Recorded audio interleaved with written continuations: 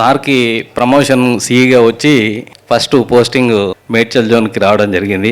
అంతకుముందు తెలంగాణ ఉద్యమంలో కొన్ని మీటింగుల్లో సార్ను చూడడం జరిగింది, కానీ ప్రత్యక్షంగా సార్ తోటి వర్క్ చేసేటటువంటి అవకాశం అక్కడనే లభించింది.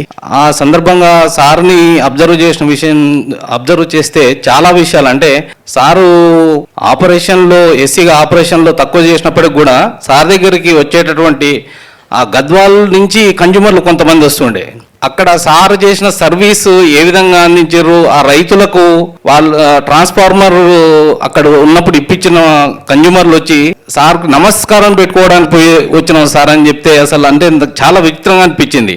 గద్వాల నుంచి వచ్చి అంటే ఎంత కృతజ్ఞత, ఎంత డెడికేషన్ తోటి సార్ పనిచేసారు అనేది.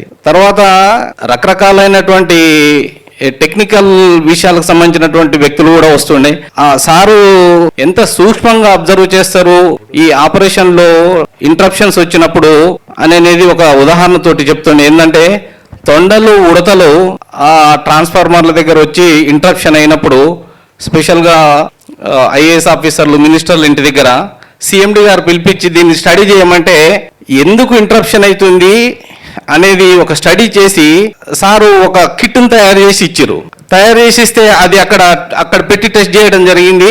అది సక్సెస్ అయిన తర్వాత ఎక్కడెక్కడైతే ఫ్రీక్వెంట్గా ఇంటరప్షన్స్ వస్తున్నాయో తొండల ఉడతలతోటి అక్కడ అంతటా కూడా పెట్టడం జరిగింది. ఇది వారి సూక్ష్మ దృష్టికి నిదర్శనం. అయితే తర్వాత సారు స్కాడాలో పనిచేసినప్పుడు స్మార్ట్ గ్రిడ్లో ఏ విధంగా ఇంప్లిమెంటేషన్ చేసింది, దాని తర్వాత మన దగ్గర ఉన్నటువంటి వివిధ సాఫ్ట్వేర్ల డిజైన్ చేసిన దాంట్లో కూడా సారు ముఖ్య పాత్ర ఉన్నారు. అంటే ఒక వ్యక్తి ఆపరేషన్లో తక్కువ పనిచేసినా కానీ ఈ విధంగా బ్యాక్గ్రౌండ్లో పనిచేసి సంస్థకు నిజంగా ఎంత ఉపయోగకరమైన పనులు చేశారంటే సార్ చేసినటువంటి పనులన్నీ పుస్తకం మీద పెడితే అది చాలా పెద్ద పుస్తకం అవుతుంది. నిజంగా సార్ మీరు ఆ రోజు డైరెక్టర్గా ఆ రోజు రాలేదు, కానీ అది ఈ సంస్థకు నష్టమే సార్.